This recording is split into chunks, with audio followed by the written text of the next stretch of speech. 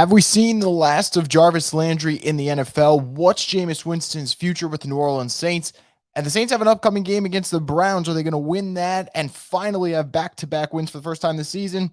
A little skeptical about it. Let's get into it here on the Straight Up Saints podcast. You're listening to the Straight Up Saints podcast.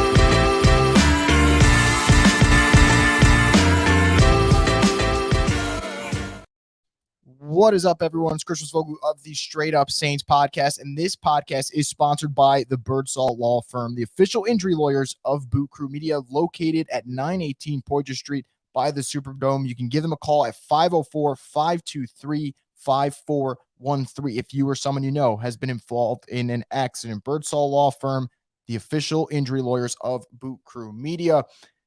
You know, we've reached the point in the season where usually if there's something that we got to talk about, it's always something negative, which is really upsetting. And it's no exception on this edition. I mean, you could go through the laundry list of things that we found out this week. You want to talk about the Saints-Browns game? Well, the disappointing news that Chris Olave won't play. If you want to talk about the offensive line and some guys who've had really good improved seasons, like Cesar Ruiz, got placed on injured reserve earlier this week, which means he's out for the rest of the season.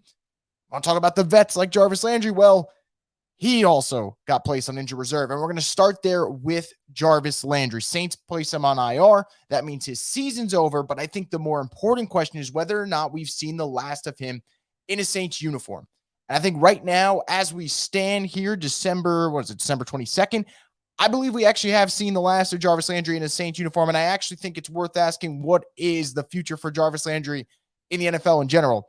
When healthy, in his prime, there aren't a lot of guys who can do what Jarvis can do in the slot in terms of just being a reliable force, also having that shiftiness, catching passes in traffic. He would do it all. And I think for him, what makes the situation so unfortunate is week 1, 7 catches for 114 yards against the Falcons. You see him, that athleticism on display, but you also see that explosiveness that you wondered, does he still have it at age 30? Well, he showed it. But then it all just unraveled, whether it was via injuries, via the quarterback situation being bad, whatever the reason may be, it wasn't working out. Then the ankle injury starts to flare up. He misses, I believe, 5 games because of that. And just to put into perspective how rough this season has been for Jarvis Landry, like I said, 114 yards in the season opener.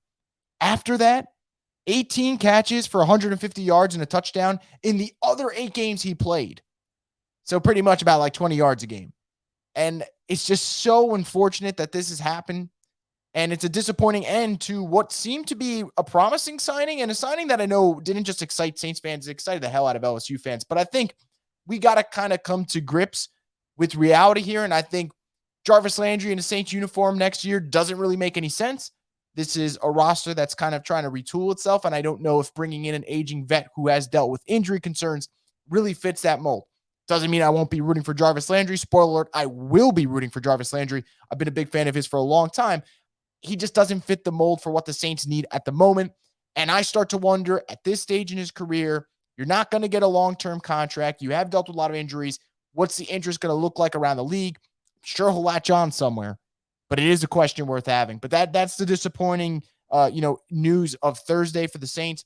Him going on IR, his season being over, but more importantly, his time with the black and gold most likely being over. And before I kind of switch gears, I do think it's an interesting thing to talk about with the Saints in general. Over the last, let's go decade, we've really, analyzed, maybe overanalyzed some free agency signings, right?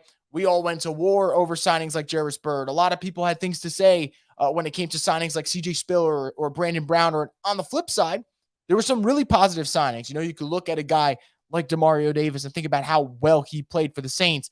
And even, over the years, you could look at some signings the Saints have made and said, that was a savvy move. This was an under radar move. And when it comes down to the Jarvis Landry one, I think what moving forward, whether it's this current regime or maybe a new regime next year, depending on what the Saints decide to do, they have to start saying the league will tell you what they think of a player in front of your face. And I think it's kind of the cutthroat business of the NFL. But Jarvis Landry was a free agent for a long time. And again, Jarvis Landry, when healthy in his prime, damn good player. I think teams around the league, though, were telling you didn't want to pay a premium, which the Saints didn't. 1 year, $3 million base with the opportunity to go to $6 million, which it will not because he wasn't able to hit those incentives. he was sitting there on the open market. And for New Orleans, I don't blame them for making the move. It felt like no risk, potentially high reward. And damn, when you make a move like that and it's only 1 year and the base salary is very small, I don't look at this contract and be like, man, this sets the Saints back. It doesn't at all. It doesn't move the needle in any direction, positive or negative. That's just the reality of the situation. But I do think, like I said, next free agency, next offseason, if it's late April, early May, and there's a really good player, or I would say a player with a well-respected resume and has done it in the past, but is starting to age and he's sitting there on the block, just let's think about this situation when we go back there and we start saying, oh, the Saints have to sign this guy. And look, I was one of those people, by the way. I was one of those guys that said the Saints should sign Jarvis Landry. And hell, after week 1, I was saying he was the biggest bargain in the NFL because that's how well he played. But I do think it is something that is a good case study, right? You temper expectations, but you also ask questions like, why is that person still available? And right now, it seems like it's the injury thing, not really the play thing. I think Jarvis, when he's healthy, could play. It just, guy's banged up. This ankle injury has lingered, and now he's going to end up missing, I believe, 8 games this year off an ankle injury. That's pretty tough. So we'll see what happens with Jarvis. I'm going to wish him all the best. I don't think he'll be back in a Saints uniform, though, and I just don't think it makes a lot of sense for him to be back in a Saints uniform. So let's move over to the quarterback, right? Jameis Winston has not started since week 3. It's been a while. I think since week 3, I've dealt with at least like 5 people per day on Twitter ask, like, do you think Jameis is going to start? Would you start Jameis? And my answer to everything is always like the easy thing, which is it's not my decision to make. And for people who say, well, that's just a cop-out, I've already said my piece on this situation. Andy Dalton is a free agent after this year. Jameis Winston is not a free agent after this year. He's signed for 1 more year. I think it would make far more sense to play the guy who's under contract and kind of see what you got and see if you want him to be part of next year's vision. But they decided to roll with Andy Dalton. So, again, as of today, things can change. But I sit here and you know, I just wonder about Jameis's future, and I find it very hard to see him on the Saints next year. Now, I know some people will be like, why are you saying that? Like, I think there's a lot of reasons to say it. But let's start with the first one. This coaching staff does not feel like Jameis is their guy. You could tell me that's unfair, and maybe it is unfair, but that's the way they're telling you it. They rather play Andy Dalton every week, even past, their bye week, than play Jameis Winston. Even after they blow a lead against the Bucs, even after they score no points against the 49ers, even after he has 2 pick sixes against the Cardinals. And again, I think Andy Dalton's actually been better than some people think. Andy Dalton's I think he's the easy target right now. Who do you got to blame? Blame Andy Dalton. Because guess what? He's a free agent. He's a journeyman quarterback at this stage in his career. He's a pretty easy target. So that's why people just shit on him all the time. But I do think, though, that when it comes to Jameis Winston, when the coaching staff doesn't put him in, that's a red flag for me. Now, here's the other equation to this. I think Dennis Allen's going to be back, whether you like it or not. And I know a lot of you guys won't like it, but I just don't think Dennis Allen will be back for next season. I don't think they're going to make a coaching change. I've called for one. I will continue to call for a coaching change. I just don't see the Saints making one. I think they're going to bring DA back, and then we'll kind of see how next season starts if this is what unfolds, and then they'll make a decision. If that is the case, it makes an even stronger case for, are you really going to start a guy next year who you wouldn't start over Andy Dalton because you chose Andy Dalton over him? Doesn't make any sense to me. Now, how about the money part of it? I think the money thing is a factor. If they were to cut Jameis Winston, even pre-June 1st, I have the numbers right here, $11.2 million in dead cap, $4.4 million in cap savings. Is that the greatest situation? No. But is it damaging and really putting you in a corner and crippling you financially? Also no. So I think that gives them the out. But here's the real situation where I think this is why I can't see Jameis playing for the Saints next year. If you look around the league, the quarterback options next year are actually way more rich than people thought they were. Now, that doesn't mean there's elite quarterbacks flying all over the place. There's not. But there are options. And I think the Saints rather try their hand at a different option than going with something they have and something they've seen for the last 3 years. And here are, the options. And again, I'm not going to go in depth because we got a whole offseason coming up. So I'm going to go in depth on every single option, probably in January and February. And we can have really fun discussions. And I can't wait to see what you guys think about each option, whether it's yay or nay or get that out of my face, or yep, bring this player to New Orleans, whatever your opinion may be on that. And I can't wait for that. But just to rattle off a couple of quick names, guys like Tom Brady, guys like Jimmy Garoppolo, guys like Daniel Jones, guys like Tyler Huntley, guys like trade candidates, a Jordan Love. You even look around, a guy like Derek Carr. If the Raiders make him the scapegoat, he has history with Dennis Allen. Now, I'm not going to advocate for any of these players at this moment. There is one out of that group that I actually would like to see on the Saints a lot. If people know my draft history of which prospects I like, you'll probably put 2 and 2 together and figure out who I'm talking about. But for now, I'm going to keep it at that. But when I start listing these names of free agents / possible trade candidates, and I don't even get into the fact that if the Saints trade Sean Payton for a first-round pick, maybe they could be in the market for a Will Levis, an Anthony Richardson. You start to say, okay, there are quarterback options to be had. Saints might try and throw a dart at the board, seeing if it sticks. And for all those reasons, financially not being the most crippling move, Dennis Allen kind of telling you that Jameis is not his long-term guy because they've gone with Andy Dalton for pretty much the entire season. And then also having more options on the table, I think it makes sense. Now, what if they don't keep DA? Is Jameis safe? I still think it's no. When you bring in a new coach, you're going to kind of want to have your vision, who fits your mold. And you can have coaches that really try to just squeeze out every ounce of talent / production in a player. We're kind of seeing right now with the Giants and their new coaching staff. I mean, they run a very elementary offense with Daniel Jones because they're trying to maximize the team's potential while not making him be a turnover machine like he's been in the past. And so far it's worked, but you don't get that really high-end volume from your offense. So I don't know. Now, I'm not comparing the two. Daniel Jones and Jameis Winston are two different guys. In terms of passing, Jameis is so much better. In terms of athletic skills, obviously Daniel Jones is far superior in that regard. But, you know, I just keep thinking about it, and it really does stink because Jameis, whether it's his attitude or the way his career's kind of just gone about, the idea of him just not working in Tampa Bay, going to New Orleans, sitting behind Drew Brees, and then becoming what you thought he could coming out of Florida State. Like, those are the type of scripts you think about in your head. It just didn't come out. It just didn't come to fruition, right? It just didn't get onto the big screen. And it is unfortunate, but everything's kind of got an expiration date in the NFL, whether it's coaches, players, GMs. I think for the Saints, they're probably going to move on. And I don't want to drag this segment out any longer, but it's something that I kind of thought about this week, and it really is unfortunate. And just like Jarvis' situation, wherever Jameis goes, whether it's next offseason, 2 years from now, 3 years from now, whatever, we'll continue to root for him. And I do hope he eventually gets to where he's going to go. I just don't think it's going to be with the Saints, and I don't think it's going to be with this regime. So that's where I'll leave this segment on. Now, Saints still got a game this weekend, Christmas Eve, in fact. So don't let your Christmas Eve get kind of, determined by whether or not they win, because this is an interesting matchup in every sense of the word. First, let's start with the weather. In Cleveland, had this one down. I couldn't believe it when I was reading it. Wind chill is expected to be minus 10 degrees, and the wind gusts will be around 40 miles per hour when the two teams kick off. Now, you guys know I'm from New York. I've dealt with cold weather my entire life, but that sounds like just absolute misery, especially when you got to take into consideration you're playing a football game.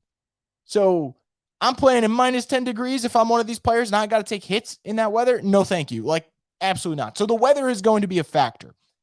This means you're going to be in for a game where teams are running the football. Alvin Kamara, maybe we see a little bit of Eno Benjamin, perhaps. David Johnson, maybe we'll see him, although he fumbled last week. This is definitely a Taysom Hill game. It's got to be, right? This is the type of game where it's cold out. Players aren't going to want to sit there and have to tackle a player running downhill, especially a guy like Taysom Hill. So that makes a lot of sense. I think this is the game where you got to kind of unload Taysom Hill. And also, there's 3 games left, if not now, when. So I think that makes sense. But the Saints are going to be without a couple of key players. And let's start off with the 2 big ones. Chris Olave ruled out. Pete Werner ruled out. So don't got your star linebacker from Ohio State. Do not have your rookie star receiver from Ohio State. Not including Jarvis Landry, who I already mentioned placed on IR. Not including Cesar Ruiz, who already just got placed on IR. So those are another couple starters that you won't have in the fray. And defensively, the secondary is a little banged up. PJ Williams, Marcus May, Marshawn Lattimore, all questionable. They could all play. But again, banged up secondary. That's interesting. But this is where it really comes down to. When you start to think about this game and what's going to dictate this one, are the Saints going to win back-to-back games for the first time this season? Which, if anyone listens to this podcast, that's something I harp on a lot, that Dennis Allen has not won back-to-back games this season. He's actually only done it once in his career. He did it, I believe, with the Raiders either his first or his second year. Didn't do it his third year because he went 0 for 4 and got fired. So I can't remember which season it was, but it was early in his tenure with the Raiders. That being said, guys, this is going to come down to something very simple. Can the Saints stop the run, or can they at least slow down the run of the Browns? Because even when the weather's perfect and it's nice out and it's the perfect conditions for throwing that football all over the field, the Browns at their core want to run the football with Nick Chubb, with Kareem Hunt. I mean, even their third string running back, Dearness Johnson, there have been games over the course of his career where he had to be the man at the forefront, and he rose to the challenge because great system with Stefanski, good O-line, and he's also just a pretty solid player. So the Browns like to run the football. They average 149 yards per game on the ground, which is pretty good. If you just look around the league, that's a really high mark in that category. But this is what really impresses me when I was looking at their numbers. 6th in first downs converted via the run. So when they're really moving the ball, I mean, they're doing it because of their run game, which is not really a surprise. But then also, they're doing a good job of pulling off big runs. They are first in the NFL in yards of in first downs and runs of 20 yards or more. So 20-plus yard runs, they're first in that category, which means Nick Chubb, Kareem Hunt, whoever might be in the backfield, they have the potential to really just rip off a big run at any point in the game. Any point. So that's going to be interesting. Now, on the other side of the coin, the Saints defensively, talked about this with some people on Twitter. Some people think I overreacted to it. Maybe I did. I really didn't think I did. Then I looked at the numbers. And I was like, I don't think I overreacted. The Saints have given up 1,856 rushing yards this year. So a little over 1,800 rushing yards this year. They're approaching 1,900 rushing yards. They'll give up over 19 rushing yards by the time Saturday's game is over. It could be 2,000, depending on how poor or how well they play. They rank 23rd in the league in yards given up. So bottom half of the league, bottom 10 of the league. And some people said, I'm just overreacting to what the Falcons did last week. Remember, Tyler Algier had 8.2 yards per carry. He was phenomenal for the Falcons last Sunday. I didn't think it was an overreaction because I watched the Saints run defense struggle against the Steelers, and the Steelers don't have a good O-line. They ran for over 200 yards. I watched the Ravens run for 188 yards on Monday night. I've seen the Falcons not once but twice this season run over the Saints run defense. Now, the I guess counter argument is, well, they've slowed down the Bucs. The Bucs don't really have an interest in running the football. If you just pay attention to Bucs Twitter, and I wouldn't advise it, but let's say you did, you wanted to pay attention to Bucs Twitter on game day. All they complain about is that they don't run the football. Their fans want them to run the football. They don't do it. So I don't really take any, if you're the Saints, you don't really take that much pride in slowing down a Bucs run game that doesn't really want to run the football at all. They're not interested in setting that tone. The real argument, if you can have one, is Saints did a great job slowing down the 49ers run offense. And I agree on that. But the counter argument to that would be, if you watch that tape, that was the best, in my opinion, the best the 49ers, the Saints defensive line play that year was against the 49ers in terms of matching physicality and overwhelming in the interior. Saints did a great job there. So I'm not saying the Saints run defense is the worst in the league. It is not. I gave you the numbers, 23rd. So it's not the worst in the league. But there are yards to be given up here in this category, especially when you know you're going up against the Browns, and especially when you know that you're playing a team in these weather conditions that kind of relishes it. Like, these are the conditions for the Browns. I know they traded for Deshaun Watson, and at some point they're going to make that switch to being a high-flying offense whenever he knocks off the rust that has really plagued him for the last 3 weeks.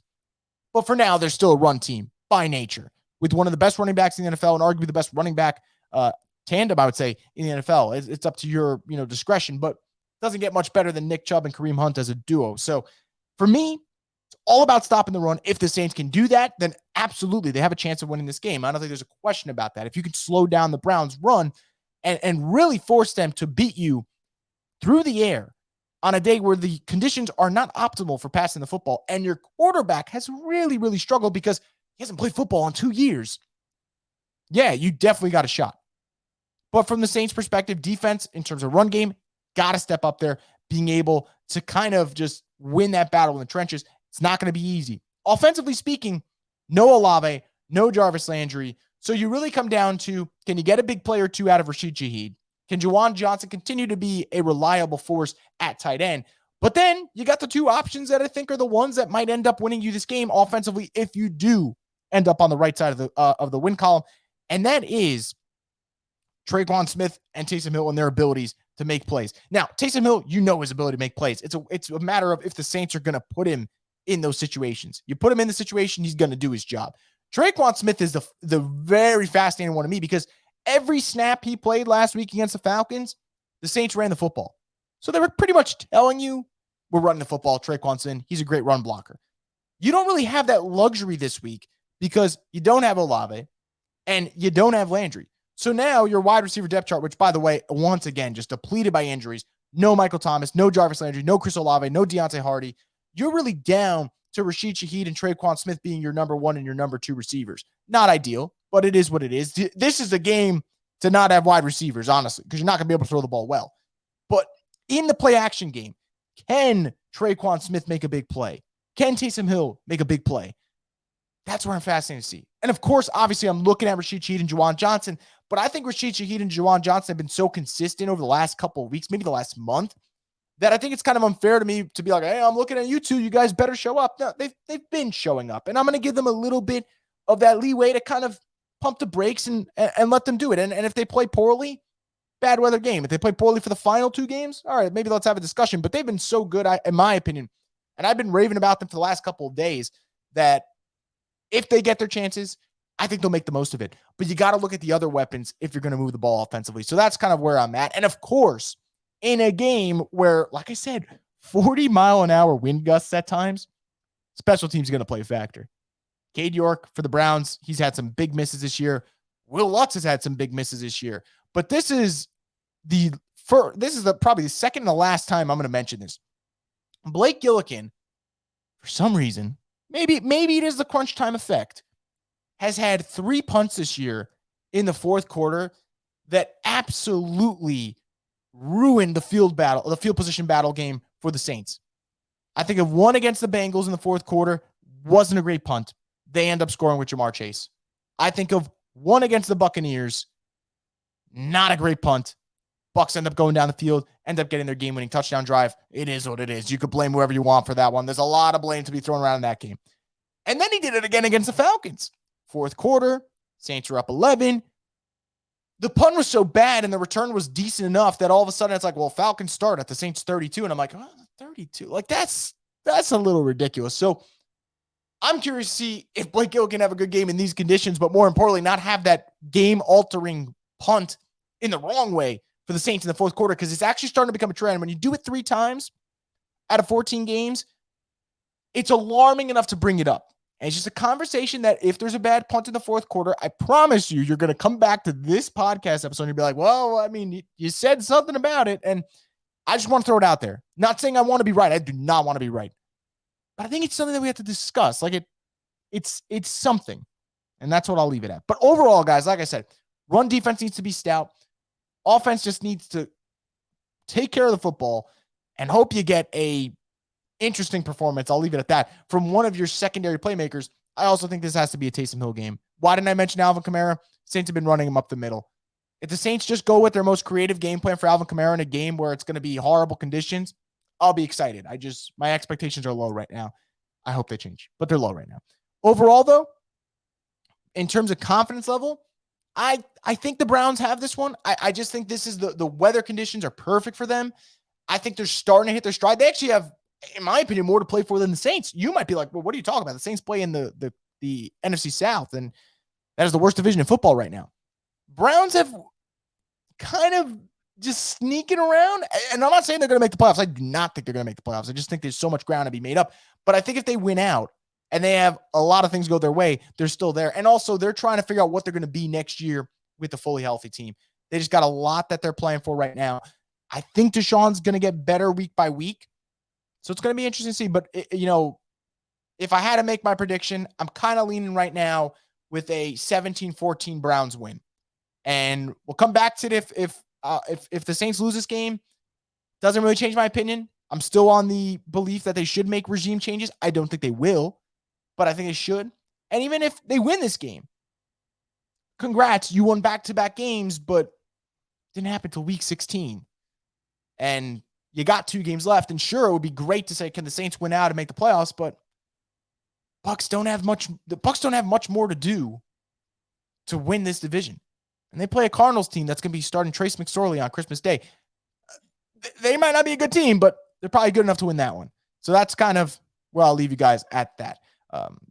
Again, Christmas Eve game, going to be a little odd watching football on a Saturday for the Saints, but schedule changing because of the holidays. It is what it is. And, as always, when that game wraps up, I will have a live stream here on Boot Crew Media's YouTube page, and we'll kind of break things down. It won't be the longest of things because I'm not going to hold you, probably myself, but most likely you, to a very long live stream on Christmas Eve. I wouldn't do that to you guys. But nonetheless, we will have more content here on the Straight Up Saints podcast. Hope you guys enjoy the rest of your week. Get ready for the game on Saturday. Saints-Browns first, maybe a last opportunity, really, to win back-to-back games this year. First Saturday game of the year for the Saints. And we'll see what happens, though. Saints-Browns, we'll have it covered here. Straight Up Saints podcast, the destination for the Who Dat Nation.